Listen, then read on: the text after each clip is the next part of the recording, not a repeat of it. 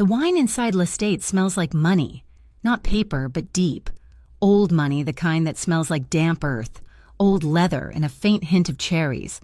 It's a smell I've learned to associate with the murmur of men who own buildings and the bright, brittle laughter of women who have never worked a double. From my station, I had a clear view of both. Table 4 was on their second bottle of a $200 Barolo. Table 9 was complaining that their truffle oil wasn't assertive enough, and Ava Torres, was standing here in a starchy clean apron, smiling until my face ached, with exactly 67 cents in my bank account. Outside the plate glass window, New York was trying to drown itself. It was a cold, miserable November rain, the kind that feels personal. The city lights blurred into watercolor smears on the glass, and right on the edge of the polished brass railing that separated our patio from the sidewalk, a shape was huddled. It was a crack in the perfect, expensive illusion, a smudge on the glass. It was an old woman, so thin she looked like a bundle of wet rags. She wasn't begging. She was just existing, cringing against the wind, her gray hair plastered to her skull. Torres! I jumped, my tray rattling. Greg Halpern materialized beside me, his presence like a drop of cold oil. Greg loved his title shift manager. He was a man who clearly peaked in high school and was now taking it out on the rest of us. One passive-aggressive comment at a time. "Table 7, he hissed, not even looking at me, but at the table in question. "They've been nursing that one glass of Sauvignon Blanc for 25 minutes. This isn't a public library. Turn the table, Torres. Your numbers were down 3% last week." My stomach clenched. 3%. That's what I was worth. Not the 8 years I'd spent in this industry. Not the hospitality degree I'd had to put on ice. Not the fact that I could carry 6 plates on one arm, 3%. "Yes, Greg, I'll check on them," I said, the smile snapping back onto my face like a rubber band. "See that? You do. We're a team here. We all have to pull our weight." He smoothed his silk tie and glided away, a petty shark in a sea of oblivious whales. I breathed out, slow. Pull my weight. My weight was currently $16,800 in medical debt, courtesy of the heart attack that had nearly taken my abuela back in Texas. That, plus my rent, plus the money I wired home every Friday. This job, this palace of assertive truffle oil and $200 bottles, was the only thing keeping us all from going under. Losing a shift wasn't an option. Losing the job was unthinkable. I went to table 7, offered more wine, they declined, offered dessert, they declined, and finally, with a smile that felt like it was cracking my teeth, I dropped the check, they paid, and left me a $5 tip on a $90 bill. Standard. I bussed the table, my movements fast, automatic, but my eyes kept slipping back to the window, back to the woman. She was shaking now, a fine, violent tremor. She looked lost, not just homeless, but deeply, terrifyingly lost. She looked like my abuela. "Don't be stupid, Ava." That was the voice of survival, the voice that paid the bills. "Look away. It's not your problem. You bring that problem in here, and you'll be out on the street with her." Greg was watching me from the hostess stand. He knew I was looking. He tapped his watch. He wanted me moving, greeting the new party he was seating in my section. I turned, forced the smile, and headed for the new table. "Good evening. Welcome to Lestate.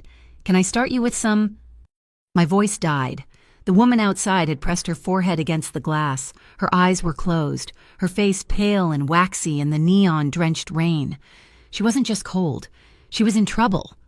Something inside me broke. It was a small, quiet snap. The 3%, the $90 tab, the $16,800, it all just evaporated. I walked past my new table. I heard Greg call my name. "Torres," his voice sharp with warning. I ignored him. I walked to the heavy oak door. I pulled the brass handle. The cold, wet air hit me like a slap, carrying the smell of street cart hot dogs and sewer steam. The woman flinched when the door opened, her eyes flying open. They were blue, clouded with confusion, but terrified. "Ma'am," I said softly, crouching down. My starched apron was already getting soaked. "Ma'am, are you okay?" She just stared at me. "Cold?" she whispered. Her voice was a dry rattle. "I know. Come inside. Just for a minute. Come on." I slipped my arm under hers. She weighed nothing. She was just bones and wet wool. I didn't lead her through the main dining room. God, no. I pulled her toward the service corridor, a small, blind alcove near the kitchen doors, hidden from the diners by a heavy velvet curtain. It was warm there, and it smelled like baking bread and garlic. I sat her down on a low stool we used for polishing silverware. She was shivering so hard her teeth were chattering. "Stay here. Don't move," I ordered gently. I darted to the Piaz terminal, my heart hammering against my ribs. I could feel Greg's eyes on me. I knew he was watching. I ignored him. I pulled the cash from my apron, my night's tips so far.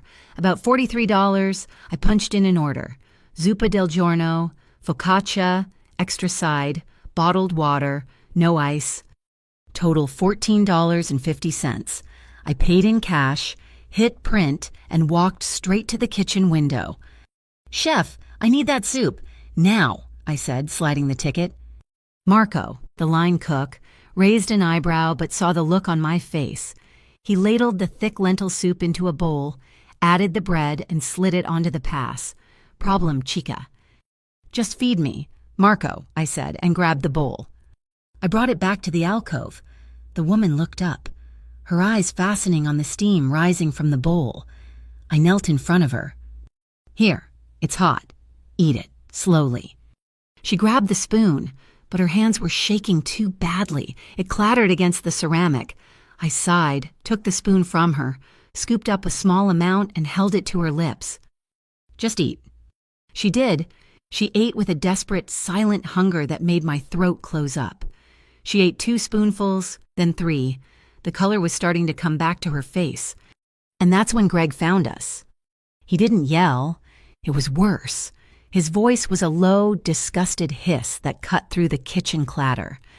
"Torres, what do you think you are doing?"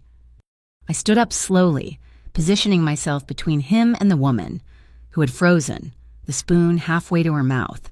She was cold. "Greg, I got her some soup." Greg's face, normally a pale, doughy white, went a deep, blotchy red. He wasn't looking at me. He was looking at the woman with a kind of revulsion that turned my stomach to ice. "You brought that in here," he said, the words dripping with contempt.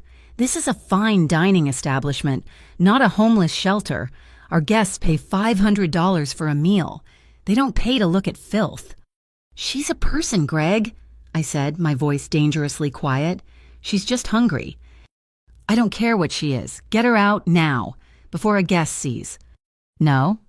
The word hung in the air. Greg's eyes snapped to mine. He hadn't expected that. I hadn't expected it. "What did you just say to me?" "I said no," I repeated, feeling a strange, cold calm settle over me.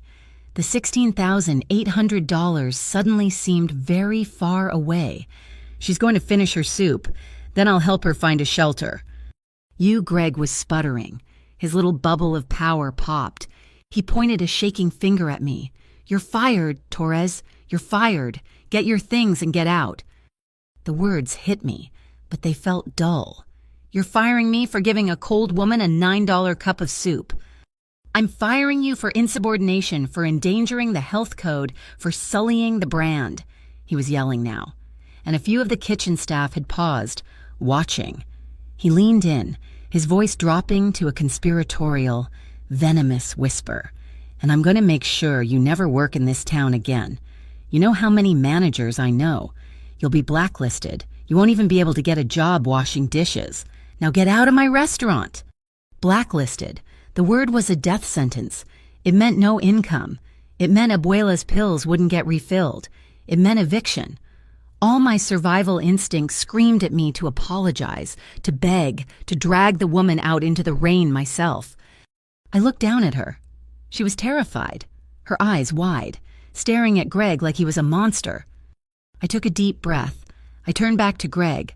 "Fine.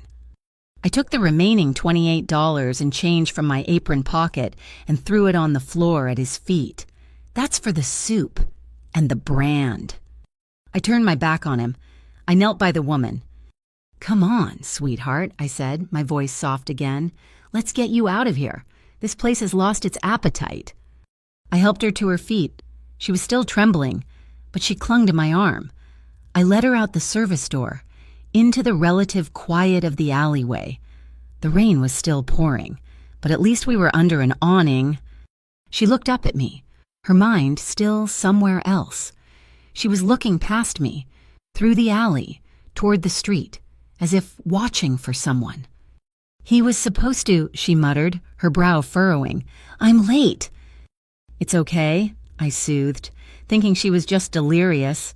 "It's okay. Do you have somewhere to go?" She grabbed the front of my shirt, her grip surprisingly strong. Her blue eyes suddenly focused on mine, sharp and clear for just a second. "You have to tell him," she whispered, her voice urgent. "Tell who, ma'am?" She looked around, frightened. "Teo," she breathed. "My Teo Mateo. He's coming. He'll find me." My heart ached. Teo, Mateo, a son, a husband, a ghost, someone who wasn't here. "Okay," I said, just to gentle her. "Okay, I'll tell him if I see him." I dug into my coat pocket. Past my own useless, dead-in-the-water hospitality textbooks, I had one emergency $20 bill. I pressed it into her hand. "There's a shelter on 42nd, St. Jude's. Take a cab, please. Don't stay out here." She clutched the money and just stared at me. Her eyes clouded over again. Then she shuffled off down the alley, a small, gray ghost disappearing into the rain. I stood there for a long time, the steam from the kitchen vents washing over me. I was soaked. I was jobless. I was blacklisted. All for a bowl of soup. I pulled my thin coat tighter. The wine inside Lestate's smelled like money. The alley I was standing in just smelled like rain and garbage. And for the first time all night, I could finally, truly breathe. The call came at 2:13 in the morning. I hadn't slept in 2 days. The air in my penthouse office was stale, tasting of cold coffee and the specific, metallic tang of fear. My mother was missing.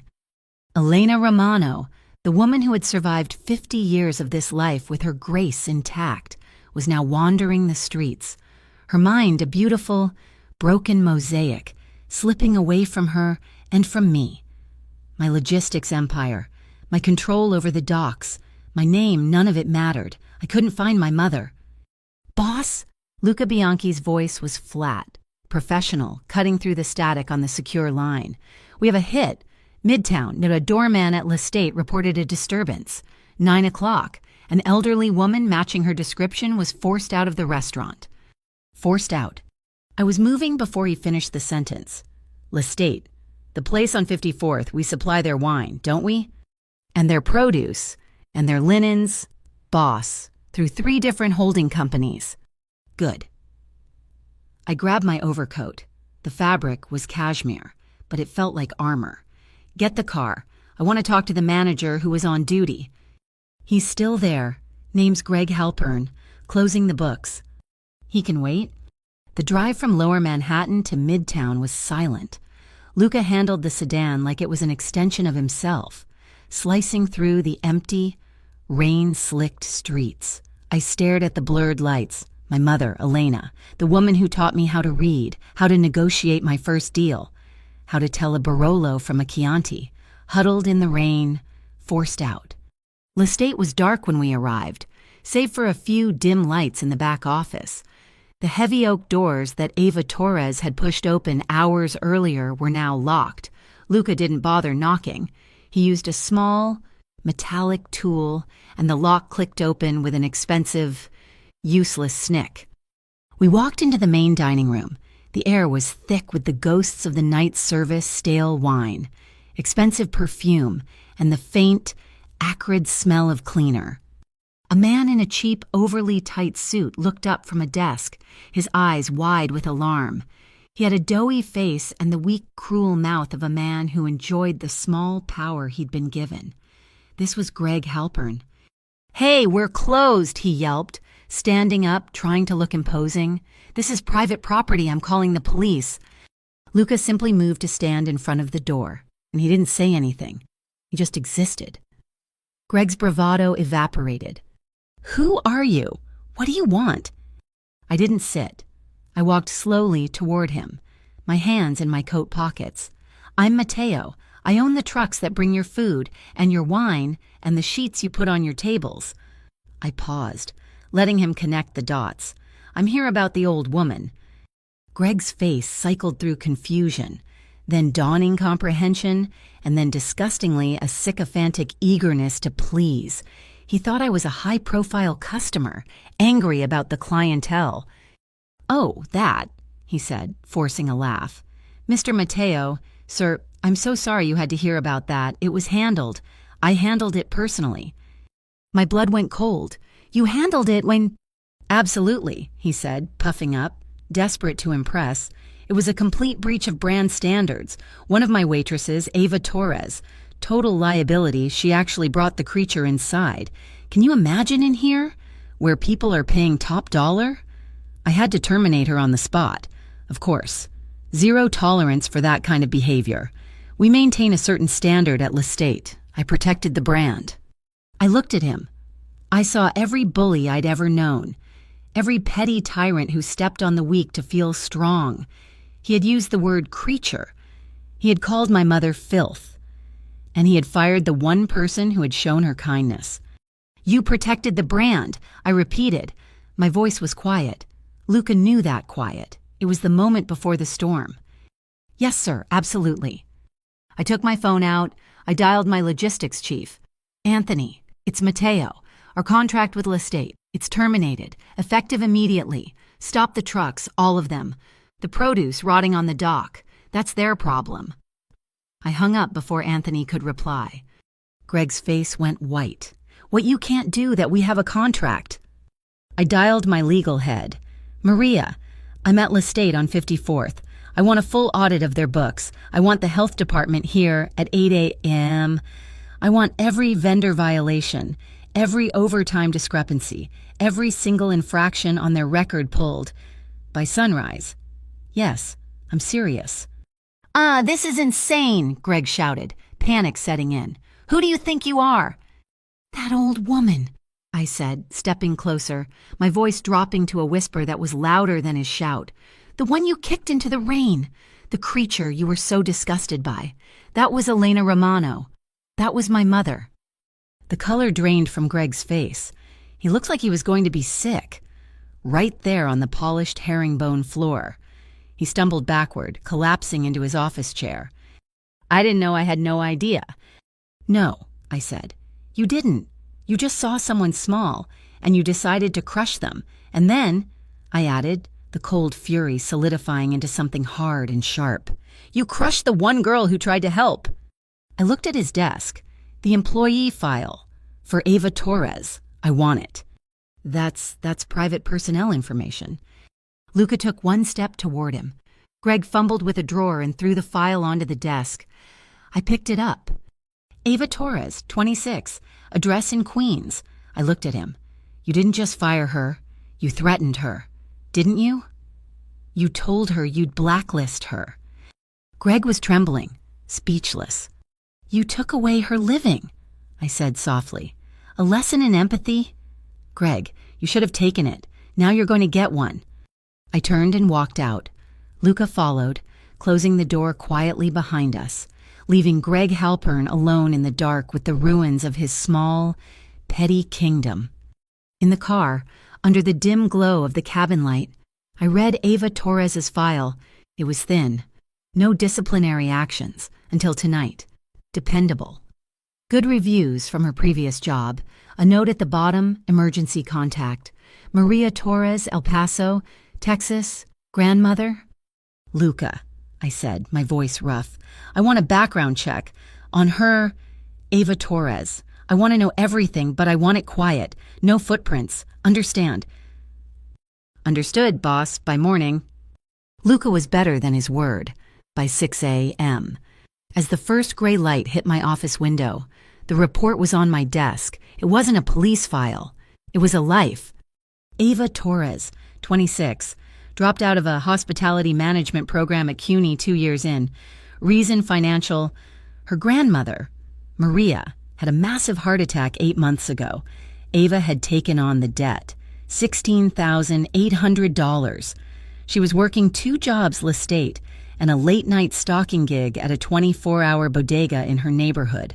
No social media presence, no boyfriend, no criminal record, just work and debt. She had lost her high-paying job, the one keeping her abuela alive, for a $14.50 bowl of soup. I picked up my secure phone. I made a call to the chief administrator at the hospital in El Paso, a man who owed his hospital's new pediatric wing to a very generous, very anonymous donation from one of my legit foundations. "I have a name," I said. "Maria Torres, patient last spring. There's an outstanding balance, $16,800. I want it gone. Wipe it. An error in the system. A donation from a benevolent fund. I don't care how. It just disappears, and it is never, ever traced back to me. Am I clear?" "Crystal, Mr. Romano." I hung up. That was the easy part. The debt was just numbers. The job was the problem. "Boss," Luca said, entering the office with 2 coffees, "the Halpern problem is compounding. He's already made calls. Word is out on the restaurant circuit. Ava Torres is trouble. Theft. Insubordination. She's radioactive. She's been sending out resumes all morning. She's getting rejections within minutes." I cursed, running a hand over my face. Greg's petty spite was moving faster than my systemic solutions. She was still exposed, and now she was exposed to him. "And, boss," Luca's voice was heavy. I looked up. "Victor Carbone's crew. They've been asking questions. They were at l'estate this morning, talking to the kitchen staff after the health inspectors left. They're asking about an old woman and a waitress who got fired. Victor Carbone, a snake who dealt in human misery, a rival who saw my attempts to legitimize the family name as weakness. He saw my missing mother as leverage, and now he saw Ava Torres as a pawn. He was setting a trap, and she was the bait. I had tried to fix this from a distance. I had tried to give her an invisible favor, but I had failed. I had inadvertently painted a target on her back. By trying to protect her quietly, I had made her interesting to the one man I never wanted her to meet. "Find her," I said. "She's at the bodega. Her shift ends in 20 minutes. We're going to Queens. Get the car. And Luca, I don't want to scare her. We do this my way, softly." We waited. The street in Queens was quiet, the air damp and cold. I watched her walk out of the bodega. She looked exhausted, smaller than I expected. She was wearing a thin coat, the same one from the alley, probably. She clutched her bag like a lifeline and started walking toward her apartment, her head down. I motioned to Luca. He got out of the car first, a tall, imposing man in a perfect suit, stepping out of a $70,000 sedan onto a cracked, littered sidewalk. It was the wrong picture, and I knew it. "Miss Torres." She jumped, spinning around. Her hand flew to her pocket, and I saw the glint of keys lace through her fingers like a weapon. Smart. She was a survivor. "Who are you?" she asked, her voice wary, tired but not weak. "My name is Luca Bianchi. My employer would like a word with you. He's right here." He gestured to the car. I stepped out, leaving my coat open, my hands visible. She looked at me. Her eyes, I'd expected fear. There was fear. Yes. But there was also defiance. This was the woman who had said no to Greg Halpern, knowing it would cost her everything. "I don't know you," she said. "You don't," I agreed, my voice low. I didn't move closer. "My name is Matteo Romano, the woman you helped last night, the woman you bought soup for." Her expression tightened. She thought I was here to complain, too. "That was my mother," I said. Her face didn't relax, but the defiance shifted into confusion. "She was lost," Ava said. "She kept saying your name." "She's been unwell. I've been looking for her." I took a step closer. "You lost your job because of her. Because of me. I know what that manager, Halpern, did. I know what he's doing now. The blacklist. So what? She shot back. Are you here to give me my job back because I don't want it? No, I said. I'm not. Your former manager is handling his own problems. I reached into my jacket and pulled out a business card. It was thick. Heavy cardstock. Cream-colored. It had no name. Just a 10-digit number. I don't want your money, she said, eyeing the card like it was a snake. Good, because I'm not offering any. I held it out. That man took your livelihood. He did it because you showed my family kindness. That's a debt, and my family pays its debts. This isn't money, Miss Torres. This is justice. She stared at me, then at the card, then back at me. She didn't understand. She didn't know who I was. Not really. She didn't know about Victor Carbone, or the audits, or the $16,800 that was already vanishing from her ledger. She just knew she was tired, and a man in a very expensive car was offering her a cryptic promise on a rainy street in Queens. Slowly, her fingers unlaced from her keys, she reached out and took the card. The card was heavy in my hand, heavier than 26 years of living paycheck to paycheck. It was cream-colored, thick as cardboard, and completely blank except for the 10-digit number pressed into the paper.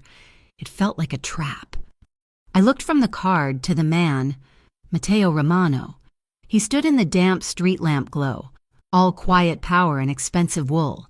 He wasn't like the men at Lestate, all loud laughter and fragile egos. He was a stone dropped into the middle of my life. Justice, I repeated, the word tasting like ash in my mouth. What does that mean? You send your giant friend Luca to talk to Greg? Is that your justice? I tried to hand the card back to him. Mr. Romano, I appreciate you coming here. I'm glad your mother is okay, but I didn't give her soup in exchange for a favor. I did it because she was cold and hungry. I pushed the card at him. Kindness isn't a transaction. I don't want your money, and I don't want your justice. I just want to find another job. He didn't take the card. His eyes, dark and unreadable, held mine. Greg Halpern already made sure you can't, he said, his voice flat. The blacklist is real. He's proud of it. You won't get hired anywhere in this city's network. He looked at my apartment building, a rundown pre-war with peeling paint. Keep the card, Miss Torres. You may find that being left alone isn't an option anymore. Not after tonight. He nodded, a sharp, almost formal gesture. He and Luca got back into the black sedan.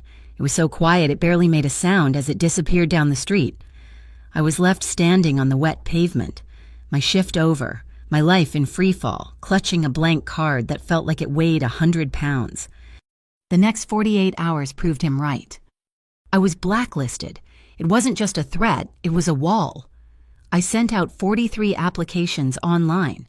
I walked into 12 different restaurants, resume in hand. The online applications were met with instant, automated rejections. Thank you for your interest, but the position has been filled. The in-person visits were worse. I knew some of these managers. I'd worked benefits with them, shared taxis with them. Ava, how are you? Said the manager at the Beacon, a man I'd known for 3 years. I'm good, Frank. I heard you had an opening for a floor manager. His smile froze. It didn't fall. It just froze. Oh, that, I think we just filled that. Yeah, just about 5 minutes ago. Sorry, kid. Good to see you. He turned away before I could even say goodbye. 5 minutes ago, right. Greg's poison was fast, and it was potent. I was radioactive. The bodega stocking job paid minimum wage. It was enough for ramen, or the light bill, or my subway card. It wasn't enough for all three. And it was nowhere near enough for Abuela's medical bills. The $16,800 felt like a concrete block tied to my ankles. Then, the second boot dropped. My phone rang. It was Mr. Petrov, my landlord. He never called, he only texted. In all caps, rent due. Ava, he said, his voice slick with a fake friendliness that made my skin crawl. Big problems, big problems, the boiler, and the city taxes, and the insurance. Everything, it's just going up. Mr. Petrov, I paid my rent on the 1st. It cleared. Yes, you're a good girl. But circumstances change. I'm afraid I have to raise the rent, effective immediately. My stomach turned to ice. Immediately, how much? Let's see a modest increase. Just $300 a month. I gripped the phone. 300. You can't do that. That's not legal. You have to give me notice. It's an unsecured lease. Sweetheart, he cooed. You read the fine print. I don't have to give you 30 days. I just have to give you reasonable notice. This is reasonable. I need the new security deposit and the new rate by Friday, or you're out by the 1st of next month. Sorry. Dorogaya, business is business. He hung up. I stared at the wall. This wasn't bad luck. This wasn't a coincidence. The blacklist, the rent hike, this was a coordinated squeeze. Greg didn't have this kind of power. Someone else was pulling the strings. Someone wanted me broken. I spent the next night walking back from the bodega at 3 in the morning. My brain was a frantic hamster wheel of bad math. Sell my laptop, call Abuela, and tell her I can't send money. I'd rather sleep on the subway. A car pulled up beside me, moving at my pace. It wasn't the silent, black sedan. This was a pearl-white Escalade, loud and bright with spinning rims that screamed, "Look at me." The passenger window hummed down. A man in a silk tracksuit smiled at me. His teeth were too white. "Ava Torres," he called out, his voice friendly. "Tough break you got. It's cold out here." I kept walking. Keys between the fingers. Don't engage. Come on," he said, and the car door opened. He got out, blocking my path. He was younger than Mateo, flashier, with a gold chain thick as my wrist. "I hear you're looking for work, and I hear your landlord's being a real piece of work." My blood chilled. "I don't know you." "No, but I know you," he said, still smiling. "My name's Victor Carbone, and I know your new friend, Mateo Romano, or at least I know of him. Thinks he's a damn prince. Thinks his business doesn't stink."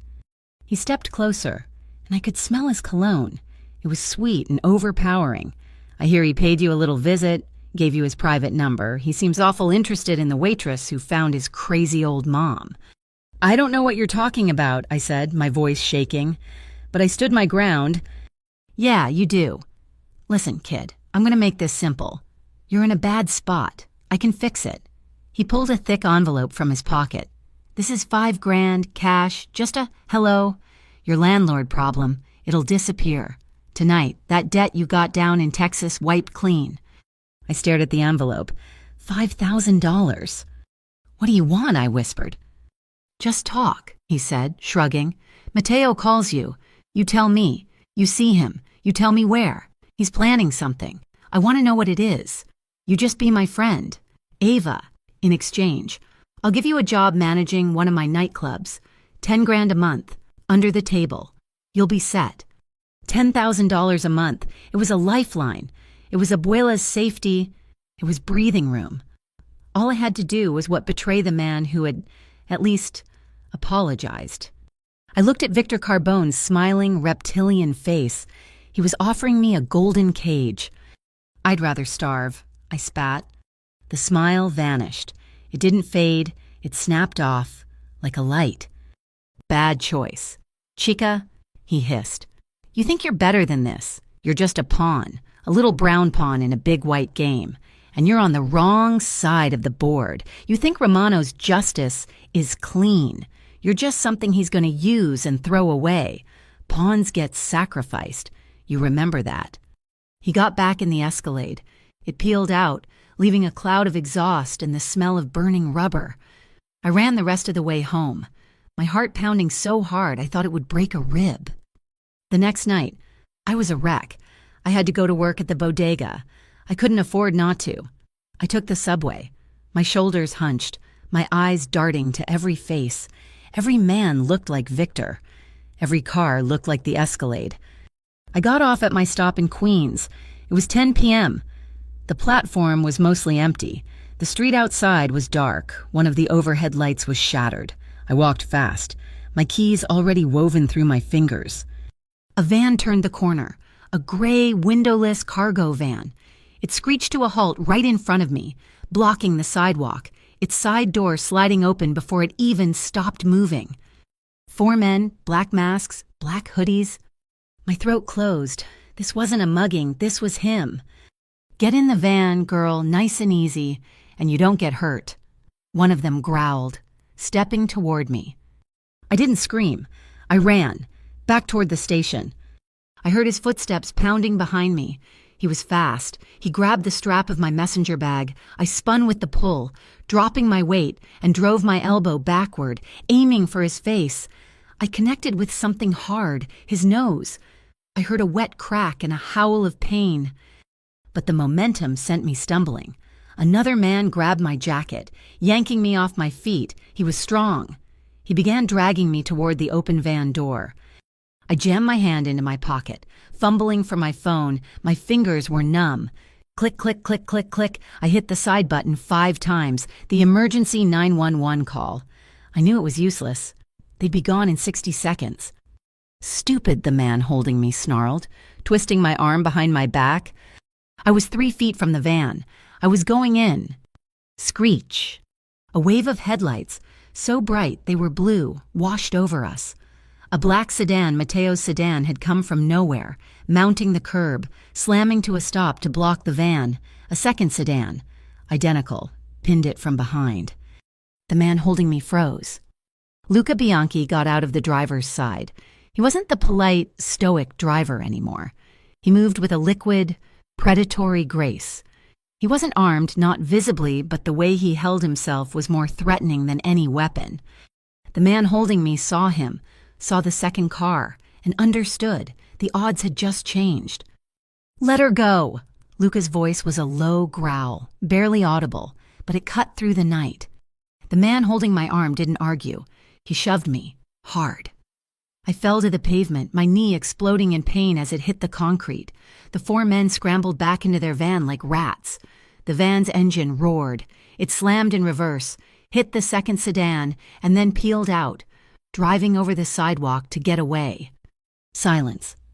My phone was still lit up on the ground, the 911 call finally connecting.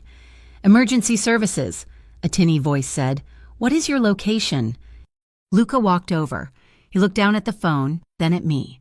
He calmly reached down, picked it up, and ended the call. "They were never going to make it, Miss Torres," he said. He offered me his hand. It was steady. I was shaking so hard I couldn't breathe. "You were following me," I whispered. "He made you a target," Luca said simply. "We're going to fix it. You need to come with us. You're not safe here." I looked at my bleeding knee. I looked at the dark street where the van had disappeared. I looked at his outstretched hand. I had no choice. I took it. He drove me to Brooklyn Heights, to a quiet street lined with billion-dollar brownstones. We didn't go in the front door. We went through a garden-level gate, into a unit that was probably a safe house. It was beautiful, warm. It smelled like old books and lemon polish. Mateo Romano was waiting. He was alone.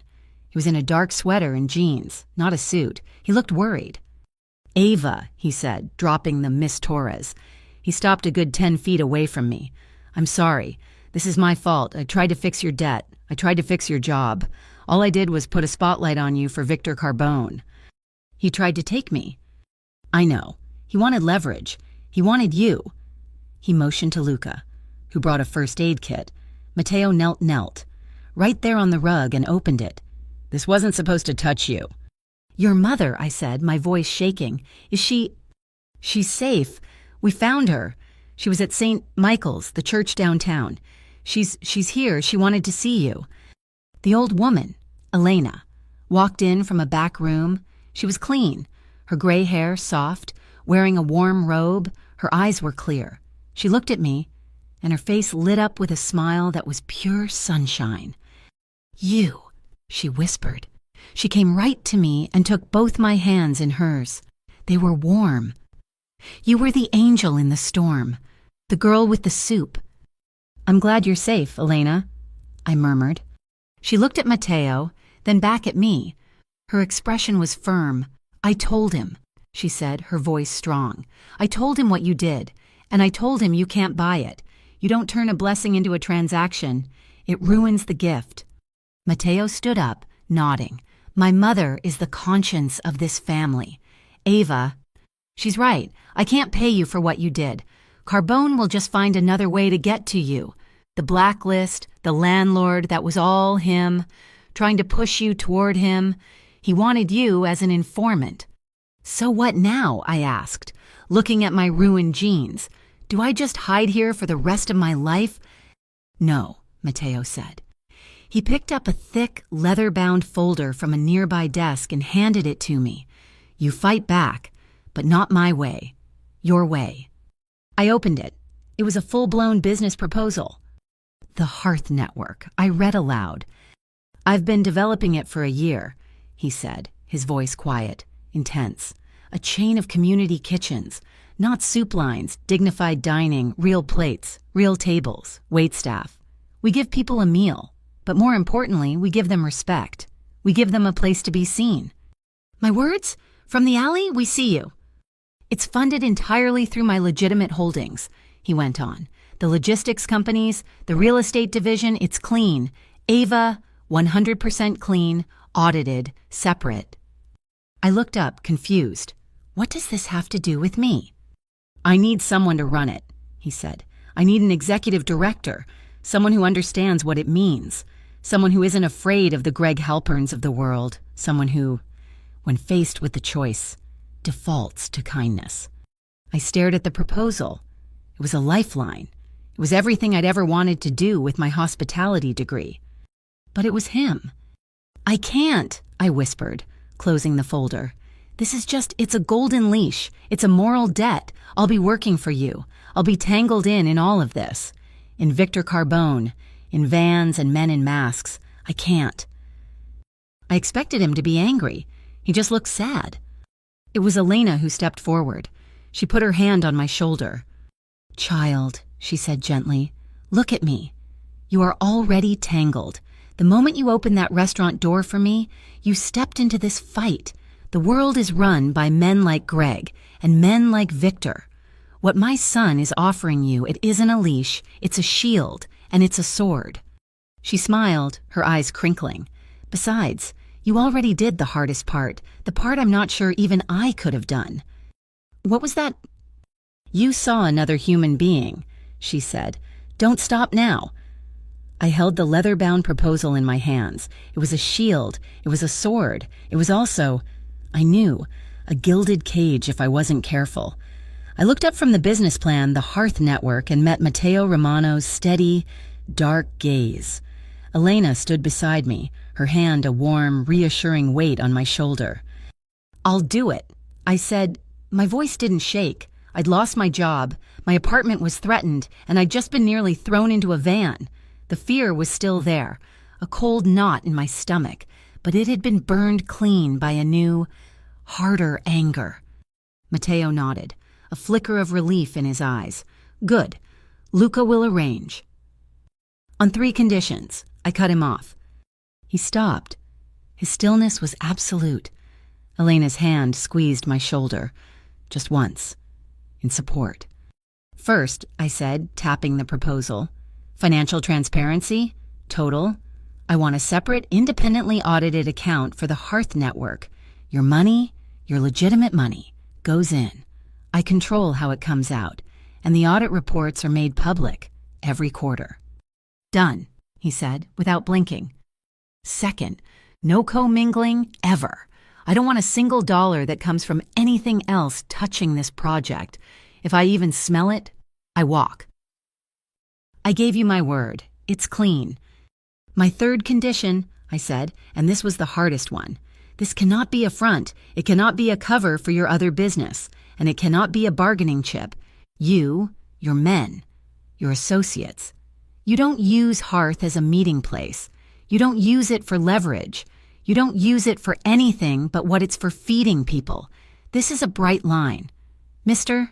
Romano, you cross it, and I will be the first one to call the press and burn it and you to the ground.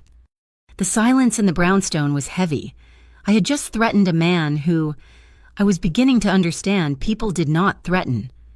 Mateo watched me for a long, heavy moment. He wasn't angry. He was measuring me. Then, a very slow, very faint smile touched the corner of his mouth. It didn't reach his eyes, but it was there.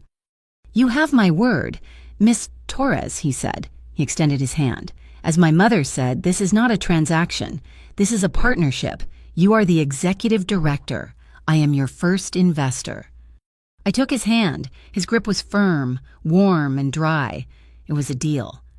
"One last piece of business," he said, pulling his hand back and reaching for his phone. "The Greg Halpern problem." "What about him?" "He's been dealt with," Mateo said, his voice going flat and cold again. "He made a series of calls this morning to every single name in his network. He explained that his allegations against you were a complete misunderstanding, a result of personal stress. He has reclassified your file as priority rehire, exceptional employee." As if on cue, my phone, which I'd left on the table, buzzed. It was an email from Frank, the manager at the Beacon. "Ava, great news. That floor manager spot just opened back up. Are you available to talk tomorrow?" My phone buzzed again and again, text messages, emails. The blacklist had just become a flood of invitations. The power of a single phone call from the right or wrong person. I picked up my phone. I looked at the email from Frank. I remembered his frozen smile. The lie he told so easily. I hit delete.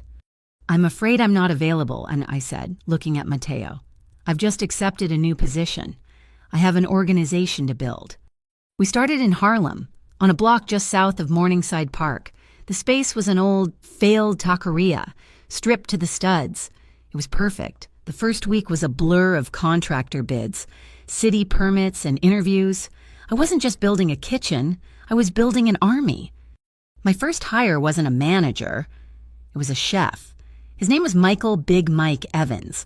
He had spent 2 years in the shelter system after losing his restaurant to a fire and his home to the medical bills that followed. He cooked with the kind of soul you only get when food is all you have left. He wept when I offered him the job.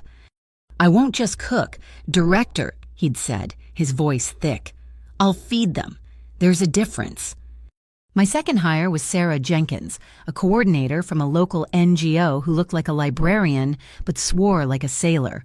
She knew every piece of city red tape by heart and how to cut through it.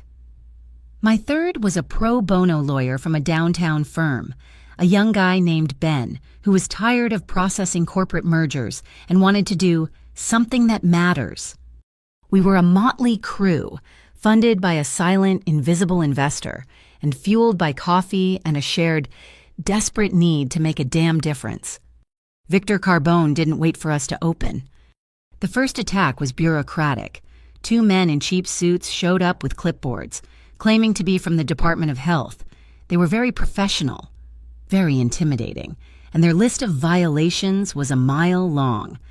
"This wiring isn't up to code," one said, pointing at a brand new junction box. "And your dry storage, it's not rated for this capacity. You're shut down, effective immediately." I felt the blood drain from my face. This would put us back 6 months. But Sarah, my red tape cutter, just folded her arms. "Which division are you with?" she asked. Her voice pleasant. "Is it the Office of Food Safety or the Bureau of Environmental Health?" The men looked at each other. Food safety." "Funny," Sarah said, pulling out her phone. "Because I'm on the phone with Dave Peterson at Food Safety, and he's never heard of you or a Form 52B violation. Why don't you two wait right here? A couple of detectives are just dying to meet you." They didn't run. They walked. Very, very fast. The second attack was more direct. I was there late, around midnight, rolling paint onto the last wall. Big Mike was in the back, testing the new gas lines for his stoves. I smelled it first. Not gas. Gasoline and smoke. "Mike!" I screamed. I ran to the back alley, where our small dry goods storage shed was. Flames were licking up the side of the wooden door. It wasn't a mistake. Someone had thrown something.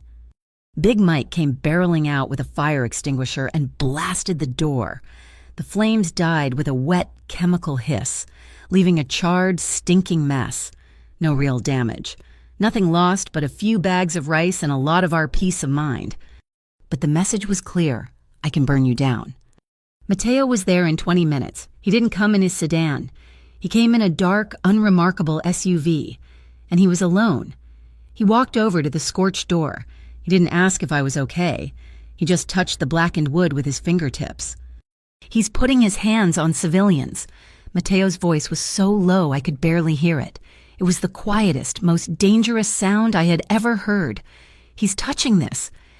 It's just a door. Mateo, I said, my voice shaking. He's trying to scare us. He turned to me, his face a mask of cold, controlled fury. He's not just scaring you. Ava, he's testing me. He's showing me that he can get to you, that he can get to this. He motioned to the building. This is not how the game is played. Then we change the game, I said, like stepping in front of him. No, Mateo, don't you dare. You promised. Know that. We don't fight him in the alley. We fight him in the light. He looked at me, his jaw so tight I thought it would crack.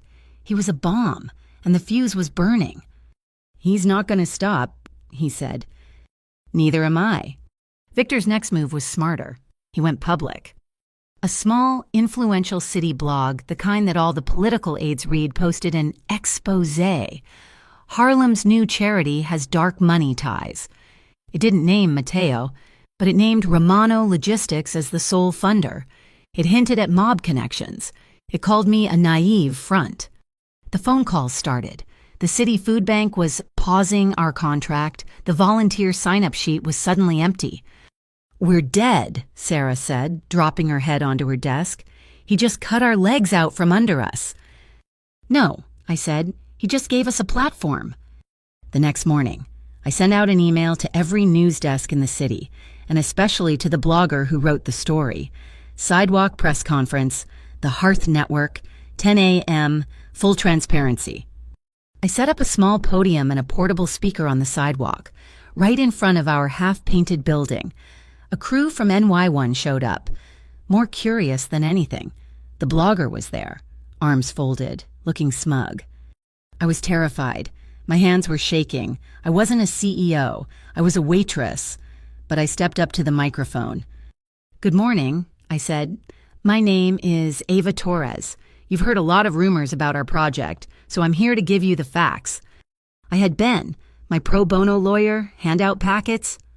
In this packet, you will find our articles of incorporation as a 501c3. You will find our complete, unredacted bank statements, showing our sole funding source a $1 million grant from the Romano Logistics Benevolent Fund, a legal, registered corporate entity.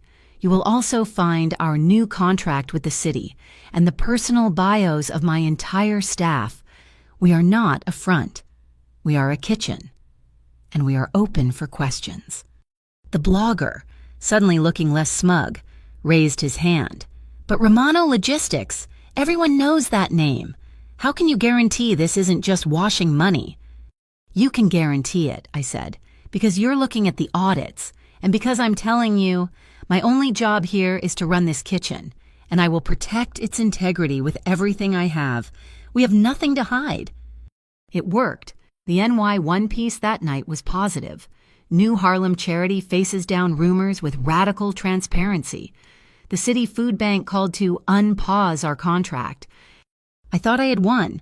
I was naive. 2 days later, Victor played his trump card. A video appeared online, posted by an anonymous account and instantly picked up by the same blogger. The quality was grainy, like a cell phone recording of a security monitor.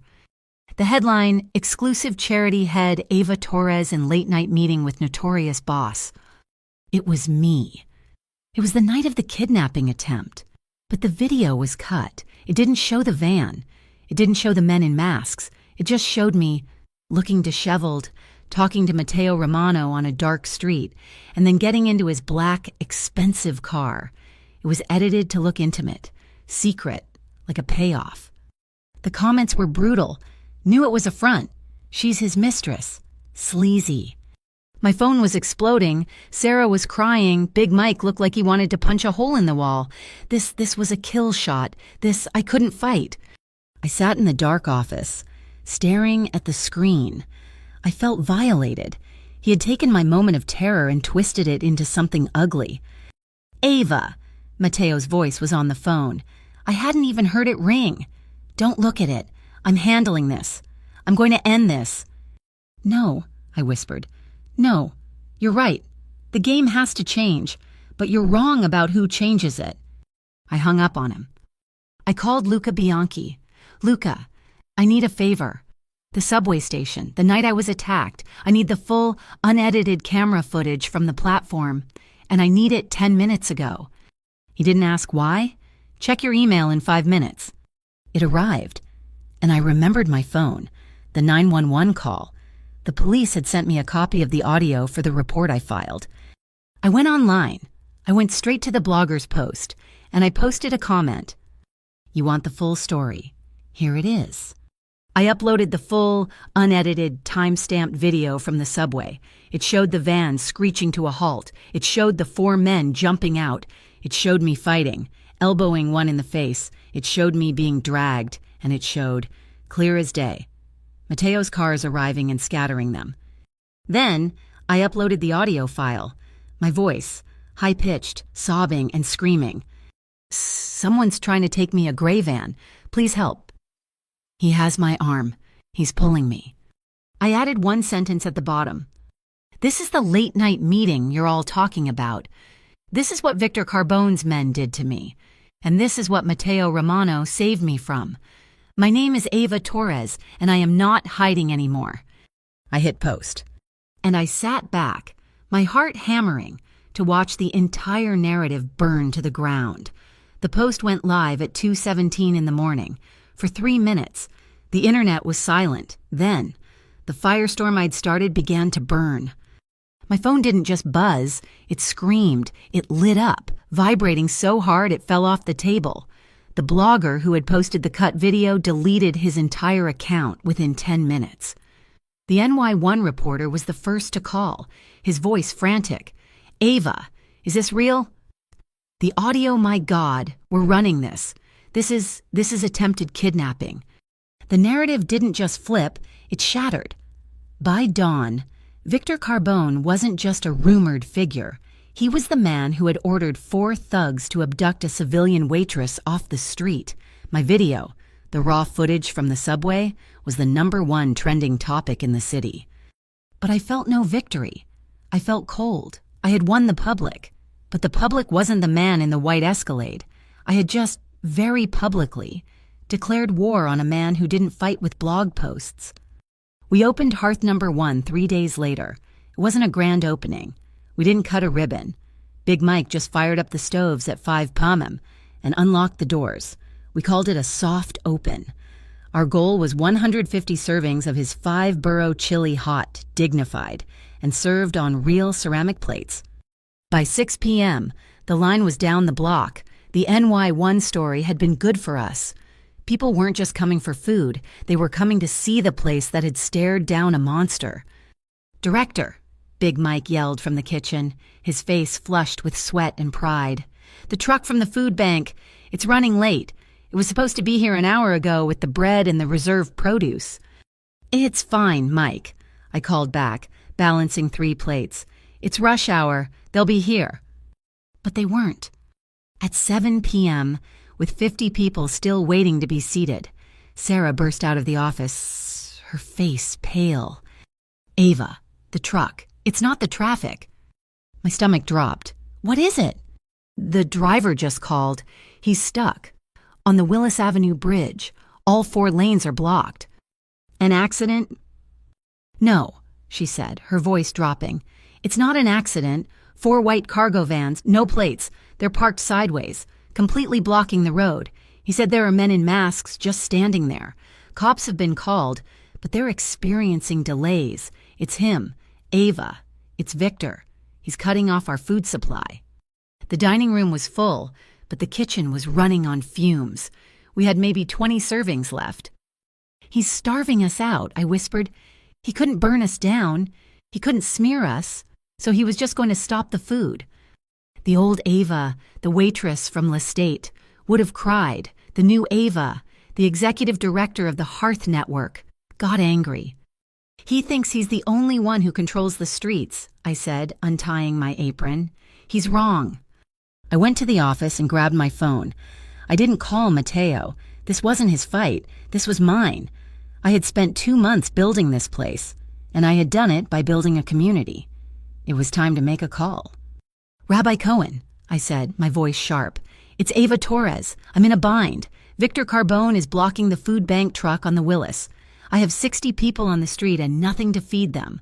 I'm calling in that favor. I hung up and dialed again. Imam Rahman, it's Ava. I need bread. All of it. Whatever your community kitchen has. My third call, Pastor Dave, I need a miracle, and it needs to come in a casserole dish. As many as you can find, right now.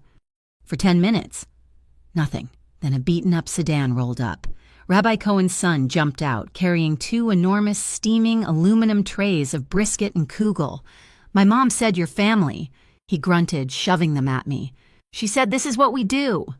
2 minutes later, a van from the mosque arrived, the back loaded with over 300 flatbreads, then Pastor Dave's congregation, a procession of minivans, each carrying coolers full of chili, cornbread, and salads. It wasn't one truck. It was 30 different cars, a chaotic, beautiful, interfaith wave of support. Big Mike was crying in the kitchen. It's a miracle, Director. It's Harlem, Mike, I said, grabbing a tray. Now let's feed these people. We didn't serve 150 meals. We served over 200. No one went hungry. We had beaten him. But the blockade was still there. It was a message. The next morning, I put on the nicest blazer I owned. I made 2 calls. The first was to Councilwoman Lee, the woman who had publicly endorsed us after the kidnapping video went viral. The second was to the NY1 reporter. Councilwoman, I said, you wanted to see Hearth in action. How about I show you Victor Carbone's community outreach instead? I met her and the news crew on the corner. We didn't go to Hearth. We drove straight for the Willis Avenue Bridge. They were still there. The same white vans, the same masked thugs, looking arrogant and bored, leaning against the vehicles, causing a 5-mile traffic jam. Then they saw us. They saw the official city council car. They saw the cameraman on the sidewalk. I rolled down my window. Good morning, gentlemen, I called out. Enjoying the view, Councilwoman Lee was just asking me about the city's food distribution partners. I told her you were handling it. Their arrogance evaporated. It was one thing to be a rumor. It was another to be filmed by a news crew in the presence of a city official, actively committing a felony. They scrambled. They weren't tough guys. They were rats in a trap. Within 60 seconds, the van's engines roared to life and they sped off, driving over the median to get away. The NY1 story that night was devastating. Carbone crew blockades food bank truck, attempts to starve Harlem charity, community fights back. Victor Carbone was no longer a ghost. He was an enemy of the people. I got back to Hearth that evening, exhausted but wired. The front door was locked. The lights were off. But one man was waiting for me in the darkened dining room, sitting at a table. Mateo Romano. He wasn't calm. He wasn't the still, quiet stone. He was vibrating. A wire pulled too tight. That was a brilliant move, Ava, he said, his voice a low growl. You used the light. You used the press. You did it your way. He stood up and walked to the window, staring at the street. He's finished in the public eye, but he's not finished. What do you mean? He's a cornered animal now, Mateo said. You've taken away his reputation. All he has left is violence. He won't send thugs for food trucks anymore. He'll send them for you, or for my mother, or for me. He has nothing left to lose.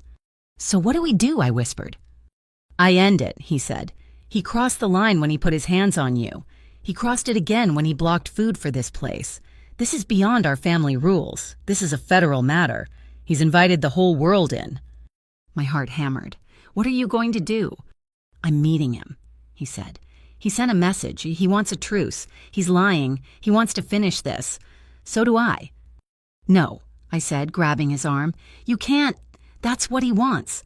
You'll go there, and it'll be an ambush, or you'll do what you do, Matteo, and you'll be just like him, and it will stain this place. It will stain me. He looked down at my hand on his arm. He covered it with his own. His skin was warm. I've already spoken to the U.I.E. attorney's office, he said quietly. The tape you released it was enough for them to open a racketeering investigation. They're just missing one thing, a direct confession. Victor is arrogant. He thinks I'm coming to beg. He'll brag. You're going to wear a wire, I breathed.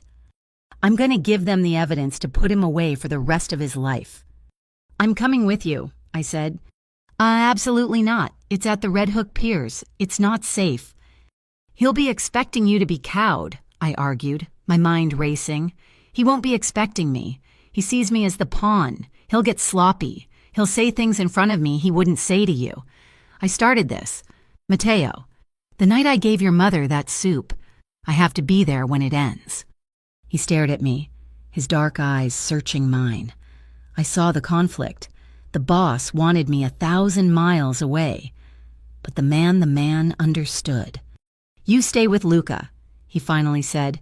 No matter what, you do not move. The Red Hook Pier was a graveyard of rusted containers, smelling of salt and diesel.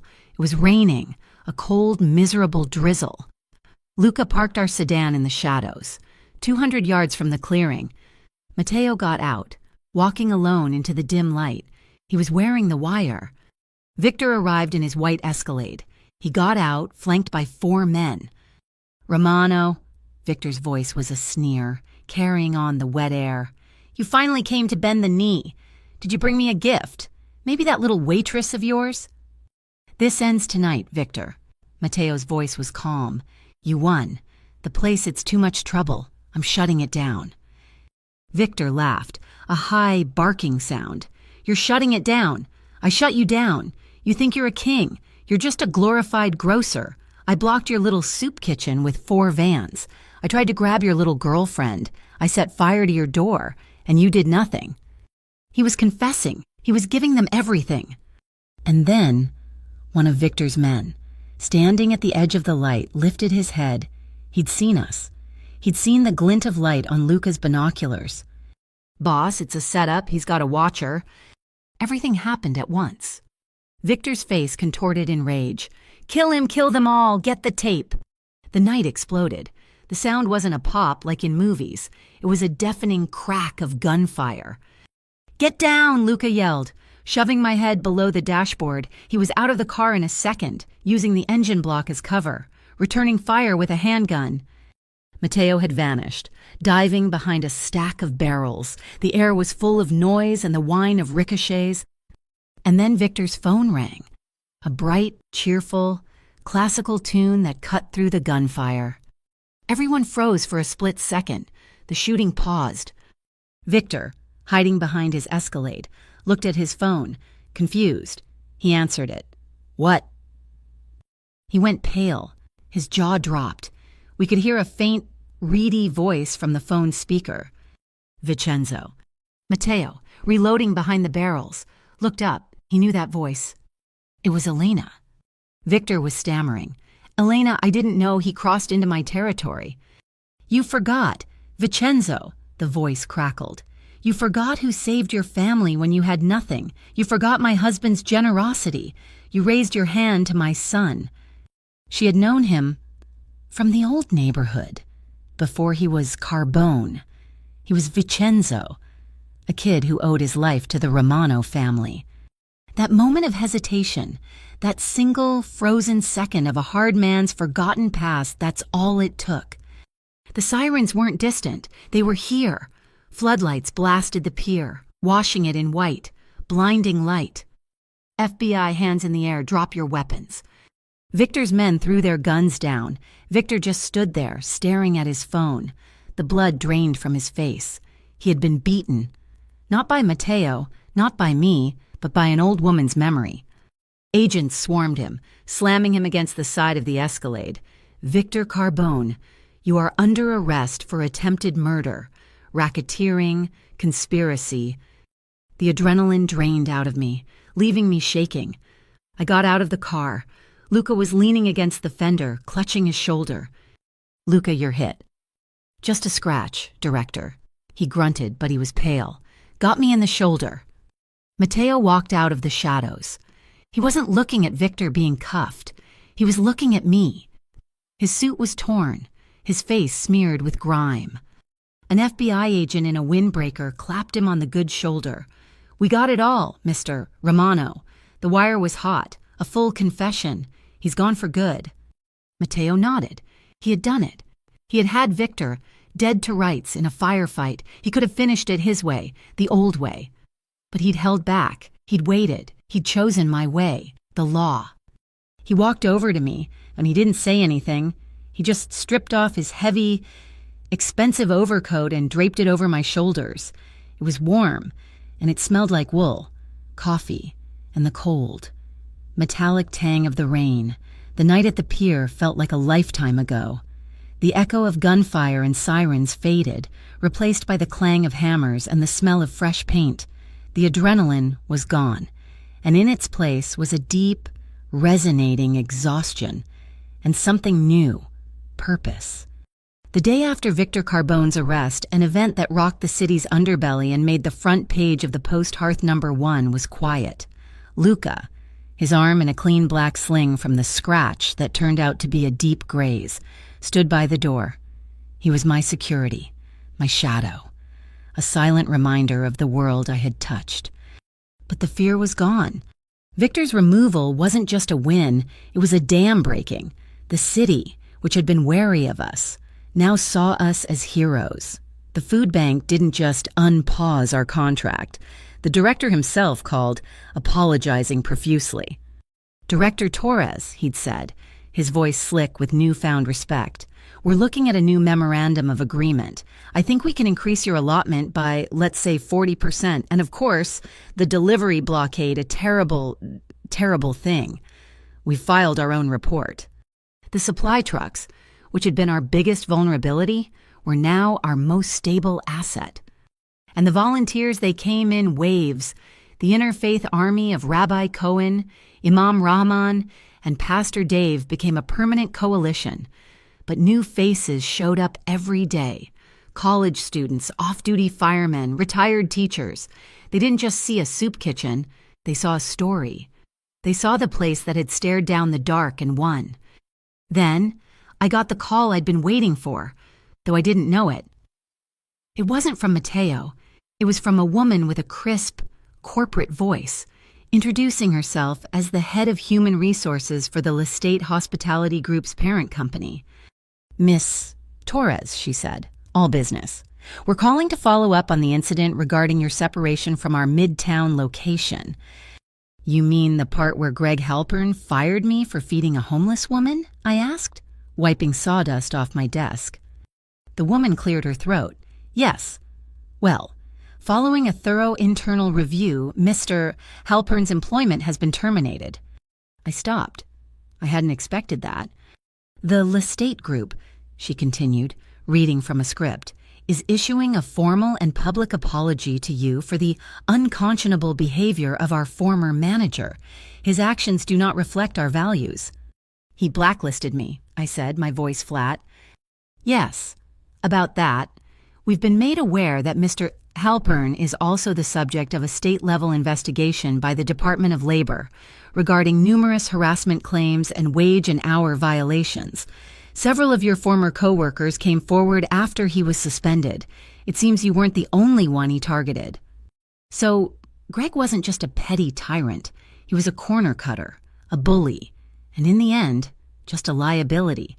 He hadn't been felled by a mafia boss. He'd been taken down by a stack of paperwork, by the quiet, collective courage of waitresses and busboys who were finally asked the right questions. It was a cleaner, more satisfying justice than anything I could have imagined. The new power dynamic, however, required new rules. Matteo stopped by Hearth about a week later.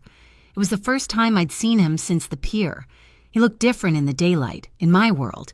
He wore a simple, dark gray quarter-zip sweater, no suit, no armor. He just looked tired and proud. He walked through the dining room, nodding at the volunteers, his eyes taking in the new tables, the clean floors. "It's incredible, Ava," he said, joining me in the small glass office I'd built. "You've done more in 3 weeks than I've been able to do in a year." "We've been busy," I said, organizing invoices. "Your mother has been a huge help." "I know." He paused, and I could feel the shift. He was moving from investor back to boss. "I've instructed Romano Logistics to handle all of your produce and dry goods deliveries. They'll be here every Monday, Wednesday, and Friday. Gratis. It will cut your food costs by half." I stopped typing. I turned in my chair to face him. "No," I said. He blinked. "No." "No, thank you," I said, my voice polite but firm. "That's not how this works." His brow furrowed. "Ava, it's a gift. It's clean. It's my own trucks." "I know, and I appreciate it, but Hearth has to be independent, not just on paper. Actually independent." I took a deep breath. This was the moment. "From now on, Matteo, Romano Logistics is a vendor, just like everyone else. If you want our business, you'll bid for the contract, you'll submit an invoice, and I will pay it, out of our audited accounts, just like I pay Big Mike's meat supplier and the linen company." I held his gaze. "You told me this was a partnership. Partners don't give handouts. They sign contracts. I need an arm's-length relationship. Matteo, it's the only way to protect this place. It's the only way to protect me." I had just refused a gift worth hundreds of thousands of dollars from the one man in New York. "You didn't refuse." He stared at me, his face unreadable. He was calculating. He was measuring the bright line I had drawn. Finally. He nodded. "Send my logistics manager the request for proposal," he said, his voice all business. "We'll see if our numbers are competitive." A slow smile spread across my face. "I'll have Sarah send it this afternoon." He smiled back, a real one, this time. It reached his eyes. Understood, director. With the new boundaries set, the work of building Hearth began in earnest. I finally had the space to implement the ideas I'd scrawled in notebooks during my 2 years of college, the dignified dining standard. It was simple. We didn't have a line. We had a host stand. Elena, as it turned out, was born for the job. She had refused to stay in the Brooklyn Heights brownstone. "It's too quiet," she'd complained. "It's a beautiful tomb. I need to hear people." She'd found a small, bright, one-bedroom apartment 3 blocks from Hearth, and every night from 5 to 9, she was our host. She stood at the door, her gray hair in a neat bun, and she didn't just seat people, she welcomed them. "Ah, Mr. Johnson," she'd say to a man coming in from the cold, "your usual table is ready. How is your daughter's cough?" We used real plates, we used real silverware, and we used cloth napkins. I had bought 3,000 of them, used from a hotel auction site. Our volunteers spent 2 hours every afternoon ironing them. "It's not a soup kitchen, Ava," Big Mike said to me one night, his voice thick as he looked over the full dining room. "It's a restaurant. It's just the customers don't pay." "They pay," I said. "They just pay with their time." And they started to pay it back. Our first dishwasher, a quiet man named Marcus, had been a guest his first week. He'd eaten a full meal, then walked into the kitchen and asked Big Mike if he could help clean up. He'd been on the payroll for a month now. Then the story of Hearth, the real story, not the one about mobsters and bloggers, began to spread. A woman who ate with us on Tuesday came back on Thursday with her teenage son, both of them wearing aprons, ready to volunteer. A local tech startup, one with no ties to Matteo whatsoever, sent a check for $10,000 with a note, "We read about what you're doing. The city needs this." It was the first major donation from outside the Romano umbrella. I framed the check. A local graffiti artist, a kid named Sketch, came by. He'd been watching us for weeks.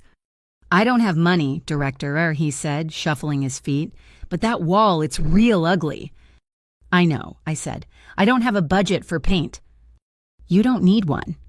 For 3 nights, he worked under portable lights. He didn't just paint, he created a masterpiece, a huge, sprawling mural across the entire side of the building. It was a collage of faces, old, young, black, white, brown, all the faces you see on the subway, on the street, and woven through them in beautiful, bold, blue script were the words, "You are seen." It became our logo, our promise, our anthem. My life had become a blur of spreadsheets, vendor meetings, and volunteer schedules. I was working 18-hour days. I was exhausted, but it was a good tired. It was the kind of tired that came from building, not just surviving. My relationship with Matteo settled into a new, strange rhythm. He was my investor. My landlord, his real estate company owned the building, and my silent partner, he never interfered, but I knew he was watching. Sometimes, late at night, when I was the last one in the office, drowning in paperwork, his black sedan would just appear out front. He wouldn't come in. He'd just sit there for 20 minutes, an invisible guardian, before driving off. One night, around 1 a.m, I was trying to reconcile the inventory. My brain had turned to mush. I heard a key in the lock. I tensed, but it was just him. He was in his suit this time. His tie loosened. He looked like he'd just come from a long, hard meeting. "You're gonna kill yourself, Ava," he said, his voice rough. "I'm fine, just inventory." He walked over to my desk. He didn't look at the papers. He looked at me. He reached out, his hand hovering, and then he just rested it on my shoulder. It wasn't a boss's touch. It wasn't even a friend's. It was just a touch, a connection. Solid, warm. It lasted 5 seconds, and my entire body was aware of the weight and the heat of his hand through my thin shirt. "Go home, Ava," he said softly, and pulled his hand back. "The numbers will be there tomorrow." I nodded, unable to speak. A few nights later, the exhaustion finally won. I was asleep at my desk, my head on a stack of invoices. A gentle shake woke me. It was Elena. "Oh, Kara," she cooed, smoothing my hair back. "This will not do. Come, both of you." I looked up, confused. Matteo was standing in the doorway, his coat on. "What?" "Dinner," he said. "As well, not as equals, as two people who are being ordered by my mother." I walked the 3 blocks with them, the cold night air waking me up. Elena's apartment was tiny, warm, and smelled like garlic and basil. It felt like my abuela's house. At 1:30 in the morning, the 3 of us sat at her tiny kitchen table, which was covered in a red checkered tablecloth. She put a huge bowl of pasta between us. "Eat," she ordered. And we did.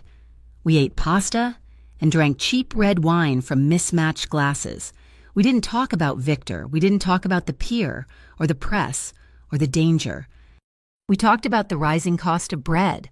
We talked about how Big Mike's chili was too spicy. We talked about how Elena's favorite volunteer was quitting because her daughter was having a baby. It was normal. It was the most wonderfully, beautifully normal hour I'd had in months. I looked at Matteo over the rim of my glass. He was laughing at something his mother said, his eyes crinkling at the corners, in the warm light of this tiny kitchen. He wasn't a boss. He wasn't a kingpin. He was just Teo. He caught me looking. His smile faded, but he held my gaze.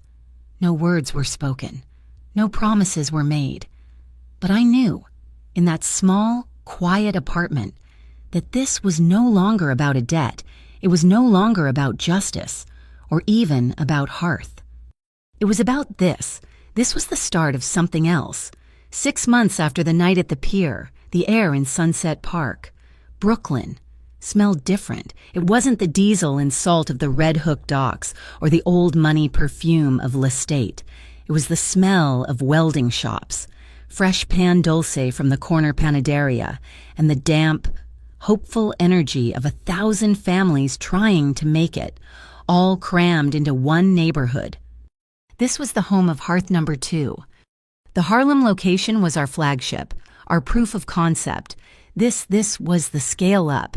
We'd taken over a defunct check cashing place, a building that had preyed on the community, and we'd gutted it. Now, it was all bright wood, open windows, and the centerpiece a 30-foot mural of our "You Are Seen" logo, painted by Sketch himself.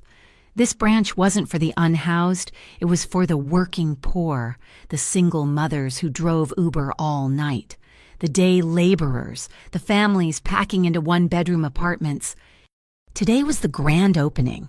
It was loud. A local high school mariachi band was playing, slightly off-key. Kids were running around with faces painted. It wasn't a charity event, it was a block party. Sarah Jenkins, my iron-willed NGO coordinator, handed me a small index card. "Your notes, Director." I smiled and tucked the card into my pocket. Untouched. I didn't need notes. I stepped up to the small podium. The crowd quieted. I saw Councilwoman Lee in the front row, next to Rabbi Cohen and Imam Rahman, who had bussed in from Harlem. I saw Big Mike, his arms crossed, beaming, next to our new head chef, a woman named Sophia who made the best arroz con gandules north of San Juan. And in the back, leaning against an SUV, almost out of sight, were Luca, his arm long out of its sling, and Mateo. He wasn't wearing a suit. He was in dark jeans and the same gray quarter zip I'd seen him in before, just an anonymous face in the crowd. He was keeping his promise. This was my stage, not his. "Hi, everyone, now," I said, and the microphone gave a little squeal. I tapped it. "Sorry, I'm Ava Torres. 6 months ago, I was a waitress. I was a waitress who was taught that the most important thing in a restaurant was the assertiveness of the truffle oil." A few people who knew the story chuckled. I was taught that a meal was a privilege, something you earned with a good credit card.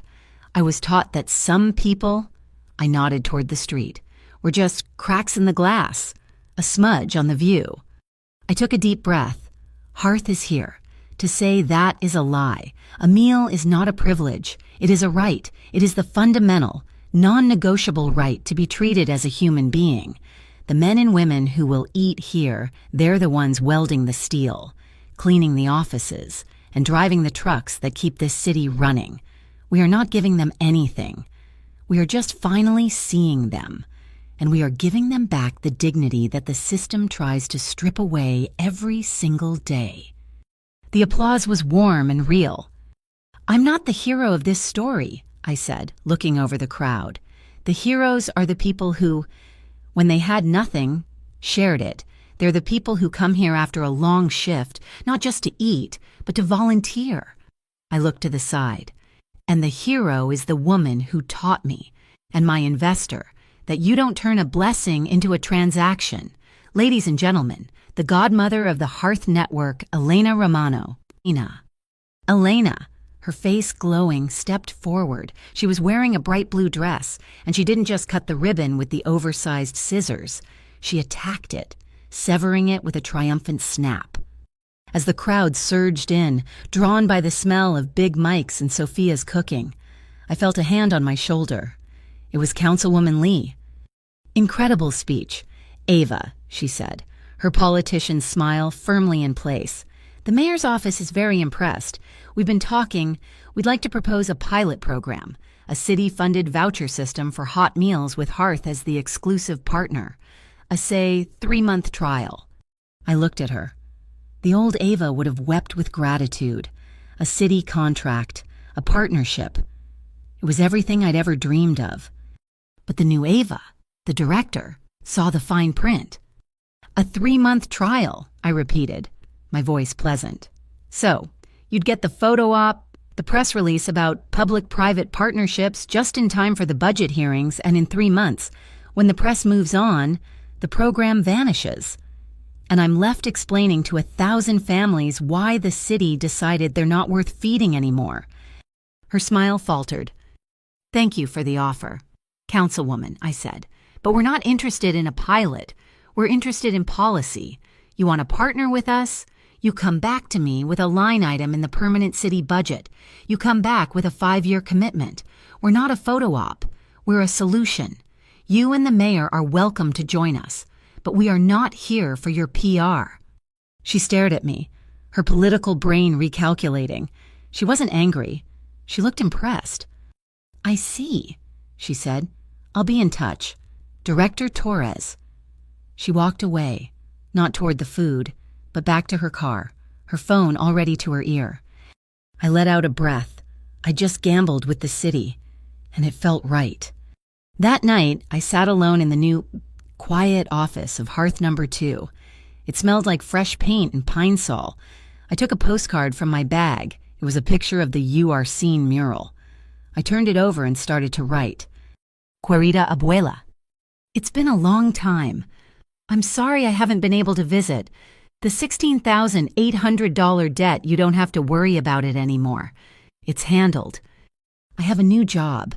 I'm the director of 2 community kitchens, one in Harlem and one we just opened here in Brooklyn. We feed hundreds of people every night. Real food on real plates. I used to be so ashamed. Abuela, I was ashamed of being poor. Ashamed that I couldn't afford my degree. Ashamed of the debt. I spent my whole life looking down, afraid someone would see how broke I was. I'm not ashamed anymore. My new job, it taught me to look up. Con proud I see people. Abuela. I'm proud that I finally see them. And they see me. Te amo. Come visit soon. I'll make you a real meal. Ava. I was sealing the envelope when a shadow fell across my desk. I looked up. It was Luca. Wasn't smiling. Director, he said, his voice flat. He was holding a 9x12 manila envelope. No name, no return address. This was left at the front door of the Harlem location. For you. My blood went cold. Left by who? The volunteer at the door didn't see, just found it. I took it from him. It was heavy. I tore it open. There was no letter, just a single, high-resolution satellite photograph. I stared at it. It was an industrial park. Warehouses, docks. I recognized it. It was the Red Hook Pier District. One of the warehouses was circled in red. Victor's old headquarters. I don't understand, I said. He's in a federal prison. He's not getting out for 30 years. This is nothing. He's gone, Lucas said, his voice grim. His organization isn't, his lieutenants are fighting over the scraps, and someone just sent you this. It's not a threat. Ava, it's a message. We know who you are. We know who you're with. We're still here. I felt the old fear, the coldness of the alley creep back in. The game wasn't over. It was never going to be over. The door opened. It was Mateo. He'd been waiting outside. He took one look at the photo in my hand, at the color drained from my face, and his expression hardened into the cold mask I hadn't seen in months. Luca, he said, his voice dropping to that dangerous, quiet place. Find out who sent it. I want a name by midnight. Boss? No, I said. Both men looked at me. I stood up, my hands shaking, and I folded the photograph. I put it back in the envelope, and... No, Mateo, I said, my voice clear and strong. You don't send Luca out to find a name. You don't meet them in the dark. That's the old way. That's his way. Ava, this is a direct threat. And we will handle it, I said, walking over to him. We will take this envelope and this photograph, and we will give it to the U.S. Attorney's Office. We will file a report. We will tell them that Victor's old crew is still active, and we will let them handle it. I put my hand on his arm. You said it yourself. He's a cornered animal, but we're not. We have the light. We have the press.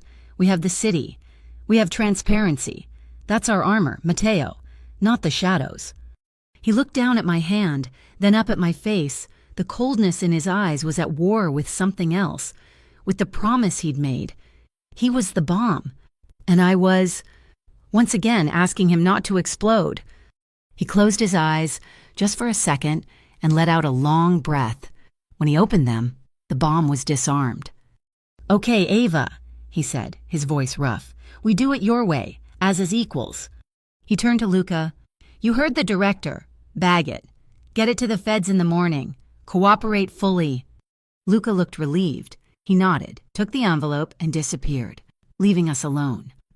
The silence in the office was heavy. I was still shaking. You're right, he said. It's hard to break old habits.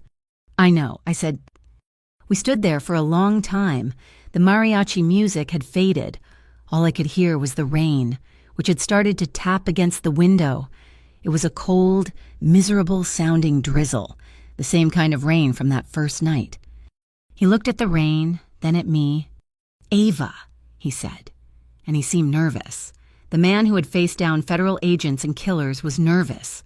"It's late. You've won. Again." He reached out, not to touch my shoulder, but just halfway. I was wondering, "Are you hungry?" I looked at him, confused. "Hungry?" "Dinner," he said, a small, tentative smile playing on his lips. "It's still raining, and I know this little place in the village, it's nothing fancy, but I'd like to take you." He paused and corrected himself. "I'd like to go with you, as equals." He was asking me on a date.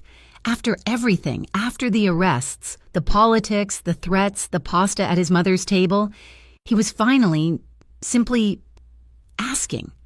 A slow smile spread across my face. The fear was gone, replaced by a warm, quiet spark. "As equals," I confirmed. He held out his arm. I took it. We walked out of hearth number 2, leaving the lights on for the morning cleaning crew.